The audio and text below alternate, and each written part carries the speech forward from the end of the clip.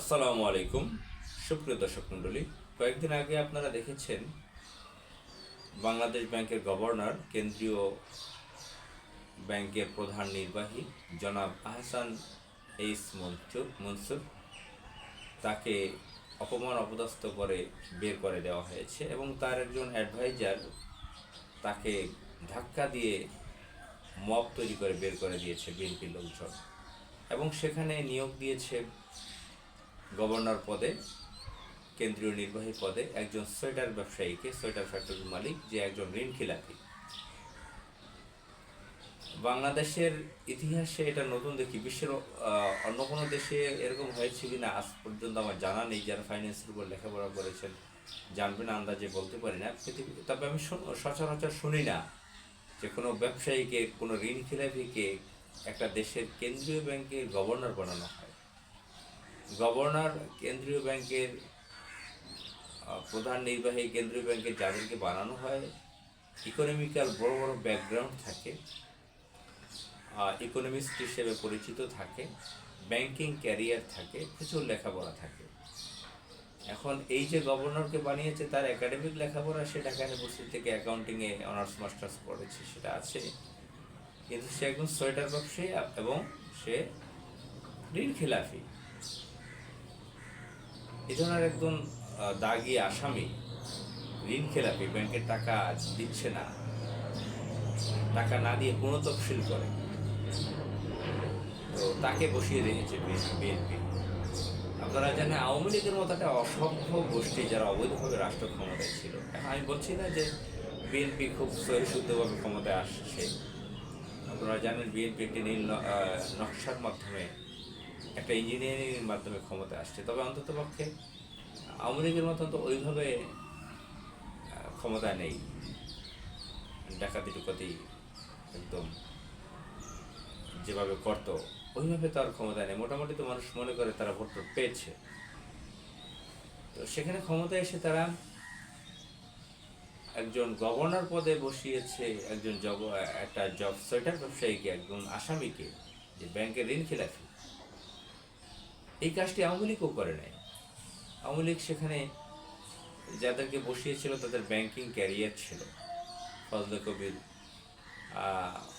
আরও অন্যান্য যারা ছিল, তাদের ব্যাংকিং ক্যারিয়ার ছিল। হয়তো তারা অসৎ ছিল, তাদেরকে অসৎ পথে পরিচালিত করেছে। আবার আতিউর রহমান, ব্যাংকিং বড় ক্যারিয়ার ছিল না, অর্থনীতিবিদ হিসেবে তার নাম ছিল। সে রাখাল ছিল, পারিবারিক ব্যাকগ্রাউন্ড দুর্বল ছিল, অর্থনৈতিক অবস্থা দুর্বল ছিল, ছাত্র জীবনে খুব কষ্ট করে লেখাপড়া করেছে। তবে এনজিও চালাতো, শেখ মুজিবুর রবীন্দ্রনাথের পূজা করত গভর্নর হয়ে। এই একটা সমালোচনা ছিল। ব্যাংক হ্যাকিং হয়েছে, ব্যাংক লুট করেছে, তো বহু ঘটনা আওয়ামী লীগের সময় আছে। কিন্তু অন্ততপক্ষে একজন সোয়েটার ব্যবসায়ী বা নিট ওভেন গার্মেন্টসের ব্যবসায়ী হঠাৎ করে ধরে এনে তো গভর্নর বানায় নেয়। তো এইভাবে বিএনপির মতন বলা হয়ে থাকে, বিএনপি শিক্ষিত দল। আমরা যখন ছোট ছিলাম, বিএনপি ক্ষমতা ছিল, তখন খালেদা জিয়া হয়তো লেখাপড়া কম জানতেন, একাডেমিক, কিন্তু তার মন্ত্রী পরিষদে শিক্ষিত মন্ত্রীরা থাকতেন। তারেক রহমান লেখাপড়া হয়তো কম, কিন্তু তার মন্ত্রী পরিষদে তো শিক্ষিত লোক থাকার কথা। তার বাবা তো শিক্ষিত লোকদেরকে মন্ত্রী বানাতেন, উপদেষ্টা বানাতেন, বড় বড় পদে দিতেন, ভালো ভালো দায় দায়িত্ব দিতেন, বা শিক্ষিত লোকদেরকে, গুণী লোকদেরকে। এখন কেন্দ্রীয় ব্যাংকের পদে একজন সোয়েটার ব্যবসায়ীকে বসিয়েছে। আমি ব্যক্তিগতভাবে একটা সময় সোয়েটার ফ্যাক্টরিতেও চাকরি করেছিলাম। একটা সময় প্রায় 4 বছর আমি সেখানে অ্যাডমিনে ছিলাম, অফিসার পদে। সেখানে অ্যাডমিনের যে বিভিন্ন কাজগুলো থাকে মালিক পক্ষে, সেগুলো করেছি। তো জানি যে কত দুষ্ট প্রকৃতির থাকতে পারে এই ফ্যাক্টরির মালিকরা। আবার যেটা ওভেন গার্মেন্টস, সেখানেও আমি চাকরি করেছি 3 বছর, সেখানেও অ্যাডমিনে ছিলাম অফিসার পদে। তো ওই দুটাতেই আমি দেখেছি যে যারা এই গার্মেন্টস মালিক, সোয়েটার ফ্যাক্টরি মালিক, তারা কত ধরনের অসৎ এবং চতুর থাকতে পারে। সেই ধরনের ব্যক্তিরা যদি একটা কেন্দ্রীয় ব্যাংকের গভর্নর হয়, আপনি ধরা এই সোয়েটার ব্যবসায়ীকে মন্ত্রী বানাতে পারত, প্রতিমন্ত্রী বানাতে পারত, যদি সে ঋণ খেলাফি না হয়ে থাকতো, ঋণ খেলাপি থাকা অবস্থা বানানোটা যুক্তিযুক্ত ছিল না। যদি ঋণ খেলাপি না হয়ে থাকতো, তাকে হয়তোবা ধরলাম মন্ত্রী, প্রতিমন্ত্রী, উপমন্ত্রী একটা বানিয়ে দিয়েছে বা এমপি বানিয়েছে, ধরে নিলাম সেটাও যুক্তির খাতিরে। মানুষ তো এমনিই বাংলাদেশের ব্যবসায়ীদেরকে মন্ত্রী এমপি বানাচ্ছে অনেক বছর, তো সে যুক্তির খাতিরে সেটা নিয়ে মানুষ বেশি একটা সমালোচনা করতো না। এরকম একটা প্রফেশনাল পদে, গভর্নর পদে কেন্দ্রীয় ব্যাংকের, তো আমাদের আর্থিক নিরাপত্তা, ফাইন্যান্স সিকিউরিটি কতটুকু এই রাষ্ট্রের, একটা রাষ্ট্রের ফাইন্যান্স সিকিউরিটি যেটা এখন ধরেন আন্তর্জাতিক যে ইকোনমিক্যাল যে প্রতিষ্ঠানগুলো, ফাইন্যান্স প্রতিষ্ঠানগুলো, আহ, তাকে কিভাবে, তাকে কি ডমিনেট করার চেষ্টা করবে না? সে কি তাদের সাথে কমিউনিকেশন করে সঠিকভাবে নিজের লিডারশিপ ঠিক রেখে কাজ করতে পারবে? এটা তো আমার কাছে মনে হয় না। এটার ব্যবসায়ী, সে ব্যাংকের গভর্নর হয়ে কীভাবে কি এটা তো আমার বিশ্বাসযোগ্য হতে পারে না এই কথা। এখন কি সে জন মেজরের উদাহরণ দিবে, যে অর্থমন্ত্রী ছিল ব্রিটেনের, যে লেখাপড়া জানতো না কম, সে তো পলিটিশিয়ান ছিল, কেন্দ্রীয় ব্যাংকের গভর্নর তো সে হতে যায় নাই। ধরেন আপনি রাজনীতি অনেক করেন, অনেক লেখাপড়া জানেন না, এইচএসসি পাস, এসএসসি পাস, বিভিন্ন ব্যবসায়ী অনেকে রাজনীতি করতে করতে বড় নেতা হয়েছে, এমপি হয়ে গেছে, মন্ত্রী হয়ে গেছে, সেটা হতে পারে।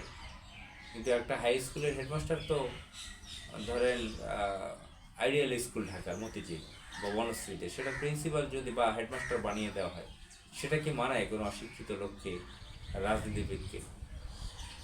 ধরা যাক নটরডেম কলেজ, সেটার যদি প্রিন্সিপাল বানিয়ে দেওয়া হয়, বা ঢাকা ইউনিভার্সিটির ভাইস চ্যান্সেলর বানিয়ে দেওয়া হয়, জাহাঙ্গীরনগর বিশ্ববিদ্যালয়ের ভাইস চ্যান্সেলর বানিয়ে দেওয়া হয়, যে এসএসসি পাস বা এসএসসি পাস করে নেয়, বা ধরে নিলাম কোনো অনার্স মাস্টার্সই পাস করছে, সে একজন ব্যবসায়ী, তার শিক্ষকতা পেশা নেই, ব্যবসা বাণিজ্য করছে, রাজনীতি করছে, তাকে যদি একটা ইউনিভার্সিটির ভাইস চ্যান্সেলর বানিয়ে দেয়, তাহলে কি সেটা মানায়? যাই হোক, বাংলাদেশ ব্যাংকে এই কাজটি করেছে বিএনপি, একটি জঘন্য কাজ করেছে এবং মব করেছে, চর দখলের মতন সন্ত্রাসীপনা করেছে সরাসরি বিএনপি। তো এটার মাসুল দিতে হবে, ইতিহাস ছাড়বে না। তারা যে অন্যায় করেছে, জঘন্য এটা অপরাধ করেছে। হাসান এস মনসুর ব্যক্তি, তার ক্যারেক্টার কি সেটা আমরা অতটা স্টাডি করিনি, বাম না ডান, কিন্তু আমরা দেখেছি ইন্টারিম সরকারের সময় তিনি ব্যাংকের আর্থিক অবস্থা ভালো করেছেন, ভালো ভালো কাজ করেছেন, উদ্যোগ নিয়েছেন। তাকে সরিয়ে দিয়ে এরকম একটা বাটপার লোক ঋণ খেলা থেকে বসিয়ে দেওয়া হয়েছে। এটা বাংলাদেশ রাষ্ট্রের জন্য অপমানজনক। বাংলাদেশ রাষ্ট্রকে বিশ্বের মধ্যে ছোট করেছে বিএনপি, এবং আমাদের ফিনান্সিয়াল সিকিউরিটিকে ধ্বংস করলো। মহান আল্লাহ তাআলা দেশকে রক্ষা করুক। আসসালামু আলাইকুম।